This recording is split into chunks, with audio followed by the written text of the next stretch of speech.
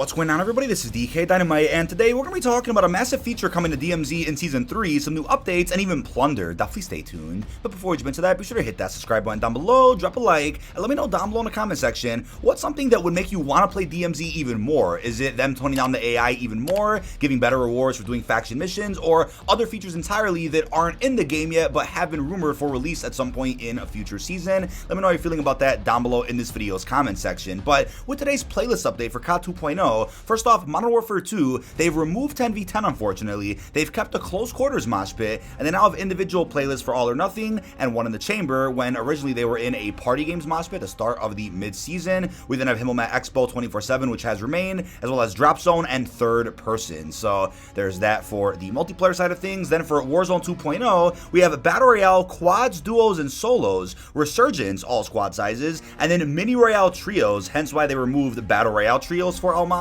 So there you have it for all the new playlists as of today on March 22nd. But as of a couple of days ago with the launch of the mid-season 2 update, the usual suspects and data miners over online did find references to new content over in DMZ, since obviously Infinity Ward hasn't said really anything about what to expect in a future DMZ update. And with the launch Season 2 Reloaded, Warzone 2 and DMZ really didn't get much. There were some pretty healthy quality of life changes and some cool patch notes, bug fixes that I did cover in a previous video, but aside from that, not much else was said about what we're going to be seeing in a future season for DMZ or even Warzone 2.0, but definitely expect a major blog post in the next 2-ish weeks in regards to Season 3. But what data miners did find is voice lines that reference a new NPC known as the Scavenger, who apparently will be just sitting around our current exclusion zones, Al Mazrah, Ashika Island, even Building 21 possibly. And this Scavenger does have the following voice lines: "Let's see what you got for me, I'll keep it, nice find, and now this is worth a trade. Drop something to trade or leave." So this Scavenger does seem to be somebody that's tied to our factions, as we're about to talk about in a minute. It doesn't seem like this is the feature that you're probably hoping for, which is some type of economy or marketplace in which you can then take some of the money you find around the environment and then trade that in for items that you can then use in any other game mode across COD 2.0. That feature is likely in the works, but I don't think that's what this is. So here's what I think that Scavenger type of system is. So as data miners also found, future DMZ content based on what was added in Season 2 Reloaded, barter contracts allowing you to build reputation with each faction, a faction reputation and trust system, and then faction buy stations, which rewards vary on your reputation with the faction. There will also be faction sites with faction ground soldiers, which will be hostile or friendly based on your reputation and actions. So what I think is going on here is we're going to end up having a Scavenger for maybe each of the factions, and when you go up to these faction sites, the Scavenger will be sitting right there, and you can then trade some items in, and then in return he'll give you some cool rewards, hopefully better cosmetics than what the faction missions already give, and on top of that, the AI that's a part of that faction will then turn friendly. So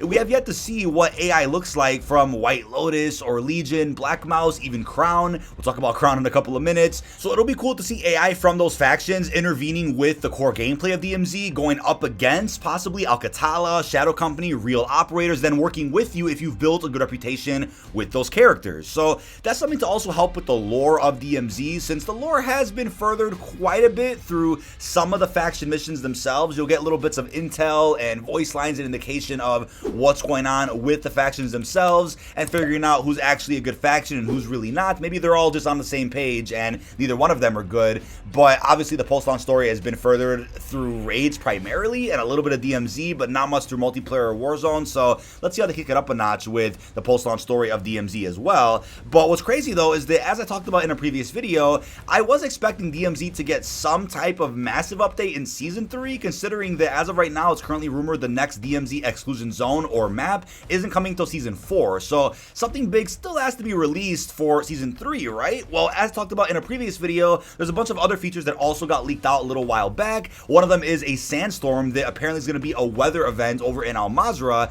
So I'd expect all of those cool dynamic events and elements to be added in Season 3, along with all the things we're talking about in this video, to really say, all right, DMZ is still getting massive updates and improvements this season, even if a new map isn't going to be available. And I think the same will also apply to Warzone 2.0, where the mode will add in a bunch of LTMs and features, mechanics, quality of life changes that will really drastically improve the gameplay in the meantime, while we're waiting for another new Battle Royale or Resurgence map to get added at some point here in 2023. But as Prestigious Key went over in his previous video talking about these DMZ leaks, he did mention something that I actually forgot about, and that is that Infinite Warfare in 2016 did have a feature that's kind of like this faction reputation system, where there were mission team challenges. You would gain reputation and trust by doing certain challenges for one of those teams or all of them, and in return you'd get XP, progression, and even cosmetics. So Infinity Ward has done a system like this before, so I'm all for them revisiting old systems that they might have put in the original Modern Warfare games, Ghost, Infinite Warfare, Modern Warfare 19, and reintroducing those systems for a game mode like DMZ, which does really need more replayability, more endgame type features, and just more substance to it to give you more of a reason to play DMZ after you've collected all weapon cases, or have done all the faction missions, or have gotten bored of just doing PvP on Building 21 or Ashika Island. DMZ needs more, and I think aside from a marketplace or an economy to also give reasons to devs to then wipe your stats every other season or something, we need some type of system like this reputation one, which gives you more to work towards and more to unlock that is actually fun to go for. I feel like a flaw right now with the faction missions is that a lot of them are still fairly tedious and not really fun to watch, and I would say for the majority of the DMZ community, people are doing them, or at least a fair amount of people are doing them, but it's not really something that is fun to make content out of, at least in my opinion. And it's not even about content, but point being is that having more to do in DMZ that's also fun to stream, fun to watch, and fun to talk about with friends, something to get excited about, that's what the mode really needs, and I don't think the faction missions are really doing that justice right now. But then there's also the possibility of seeing more factions added in with future seasons. I wouldn't be shocked if we got one or two more, but the question is, if they add more factions in, will they only be available behind the paywall of Modern Warfare 2 like the Crown faction is? There's really cool possibilities of seeing maybe a Shadow Company faction, right? Imagine having a Shadow Company faction and somehow being able to align with them,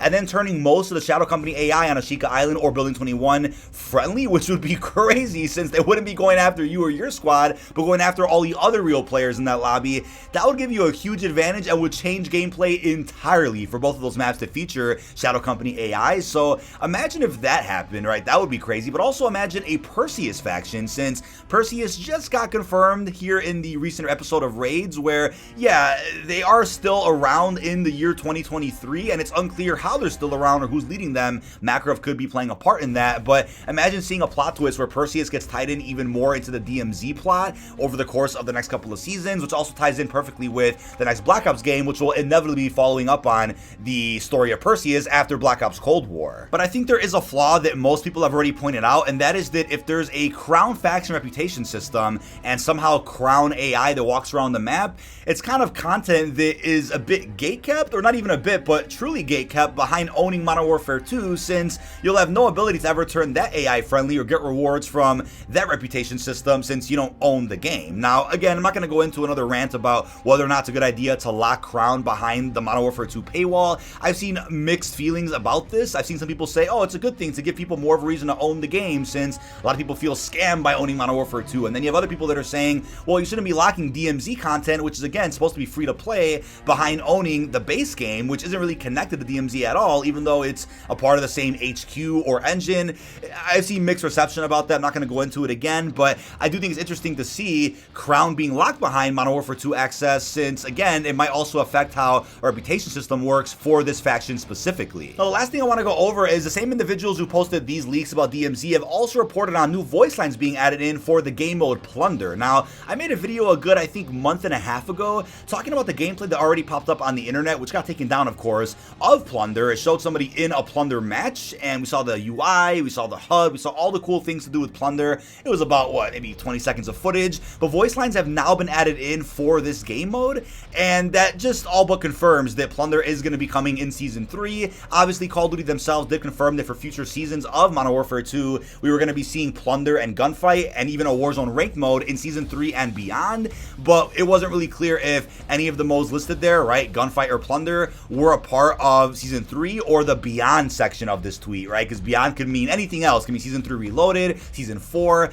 but it does look like Plunder is going to be coming with the new season, which again lines up perfectly with what I said earlier in this video. We're going to be seeing some major updates to DMZ and Warzone 2 in Season 3 without actually getting a new map, right? They're going to put out something to really spark people's interest without saying, okay guys, here's another new exclusion zone for DMZ or another Battle Royale map for Warzone 2. They got to add in something big. So I think really playing catch up and getting everything out the way people are waiting for, such as Gunfight and multiplayer, Plunder and Warzone, some more replayability free and endgame features for DMZ, that's going to make all the difference to really spice up the post-launch season and hopefully get us ready for even more maps coming in other seasons. But that is about it. This has been dkdynamite. Leave our thoughts down below in the comment section. What are your thoughts on a massive new feature coming to DMZ in Season 3? How you feeling about our brand new updates that got leaked out, and even Plunder returning? Really hope you've enjoyed, and peace out, everybody.